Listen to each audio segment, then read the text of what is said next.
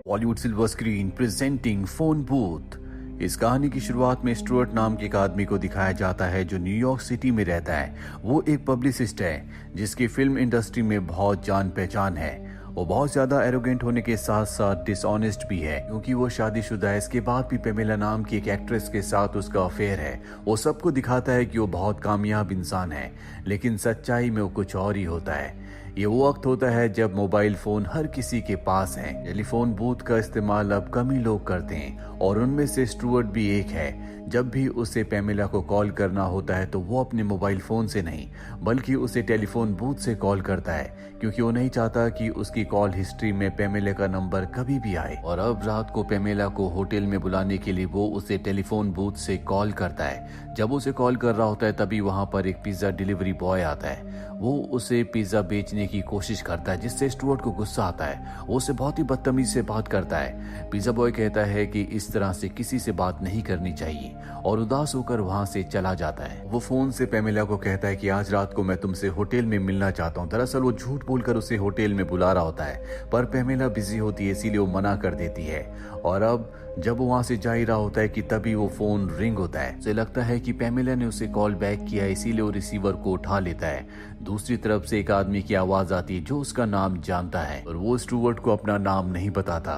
वो स्टुअर्ट से कहता है कि कॉल करने वाला अनजान ही क्यों ना हो पर रिंगिंग फोन का जवाब देना जरूरी है। हमारे पास जो पिज्जा वाला आया था तुम्हें उससे पिज्जा की डिलीवरी ले लेनी चाहिए थी। जल्दी तुम्हें एनर्जी की जरूरत होगी।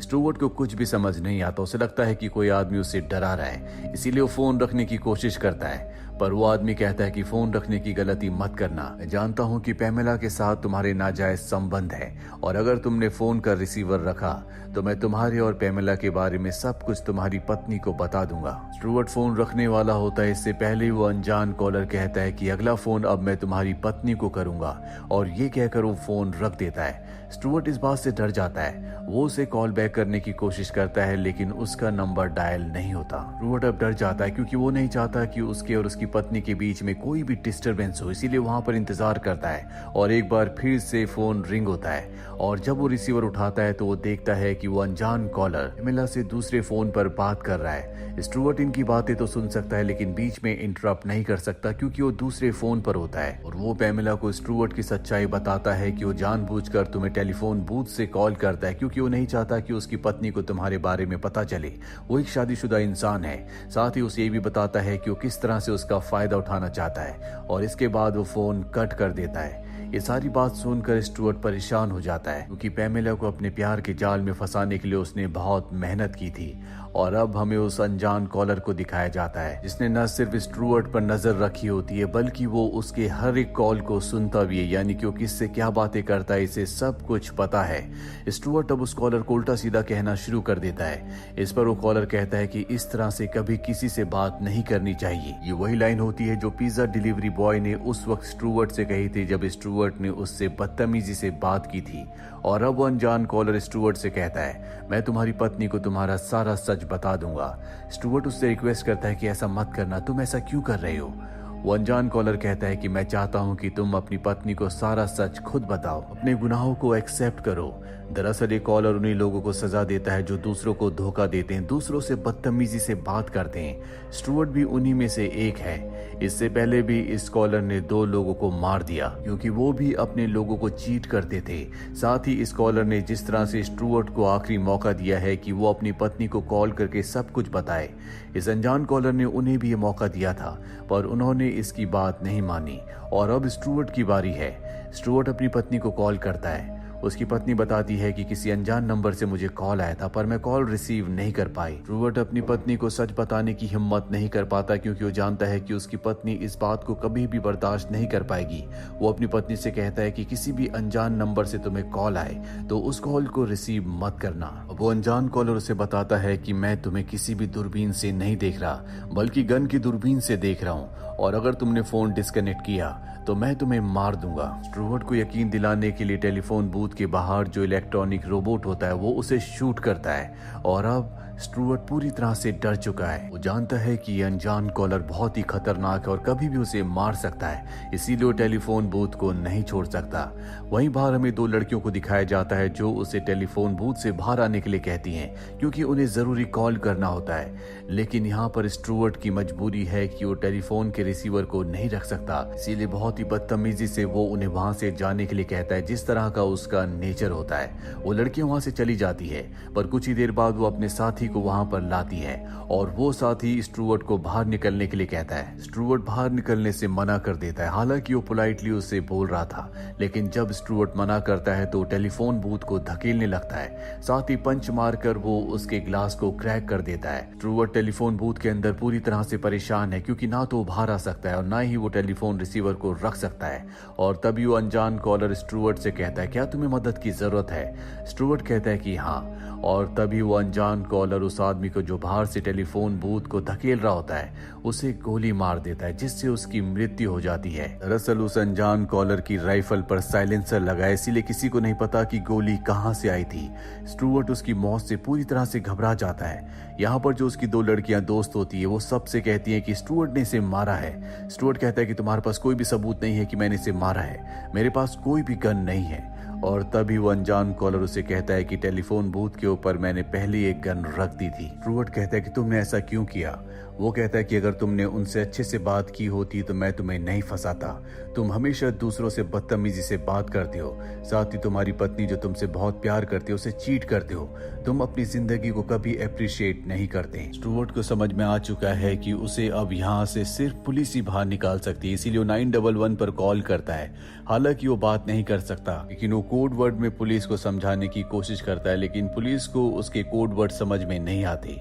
पर जो अनजान कॉलर होता है उसे समझ में आ जाते हैं, इसीलिए वो स्टुअर्ट के सर के पास गोली चलाता है।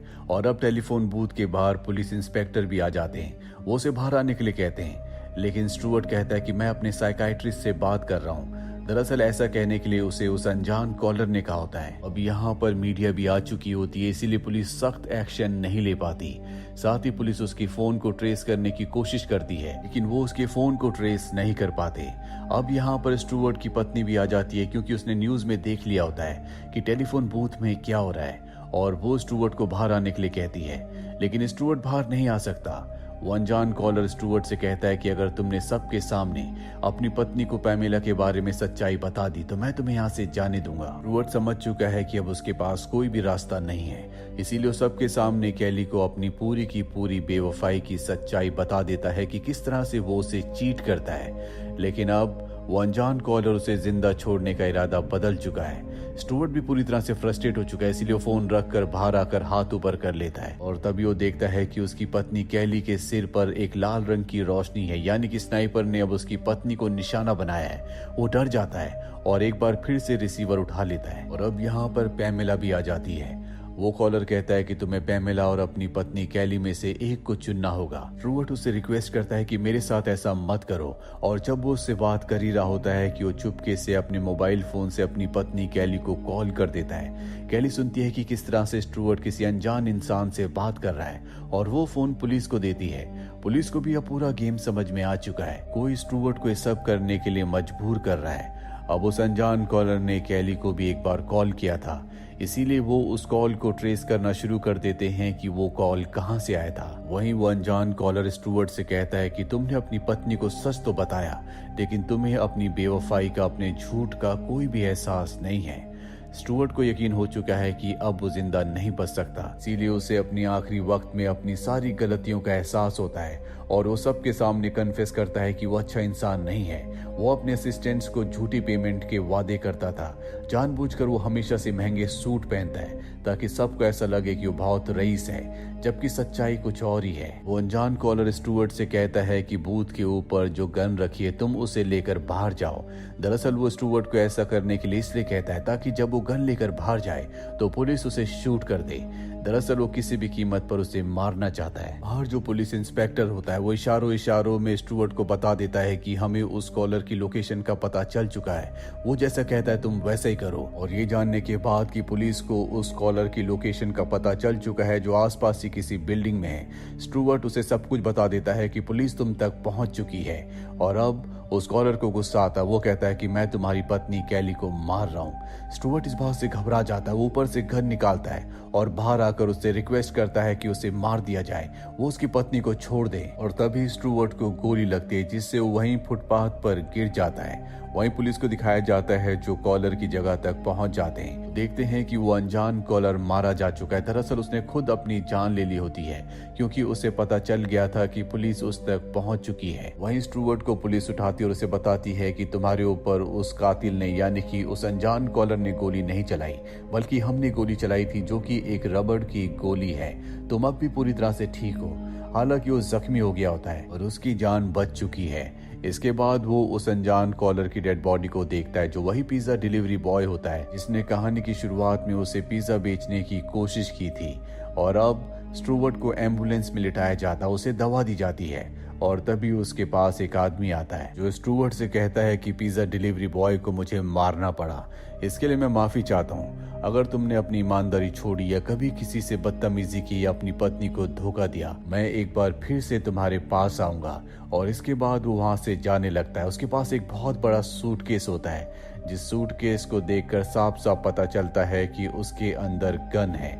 हालांकि स्टुअर्ट सबको बताना चाहता है कि कातिल अब भी जिंदा है, लेकिन वो बेहोशी की दवाई के नशे में होता है, इसीलिए वो कुछ भी किसी को नहीं बता पाता। दरअसल ये अनजान कॉलर यहाँ हमेशा इस बूथ पर नजर रखता है। उसने यहाँ पर कुछ ऐसी सेटिंग की होती है कि यहाँ से फोन करने वाले हर एक इंसान की बातें वो सुन सकता है, और जो भी लोग दूसरों को चीट करते हैं, ये अनजान कॉलर उन्हें सजा देता है, जैसे उसने स्टुअर्ट को दी। और इसी के साथ ये फिल्म, ये कहानी यहीं पर खत्म हो जाती है। उम्मीद करते हैं कि ये कहानी आपको पसंद आई होगी।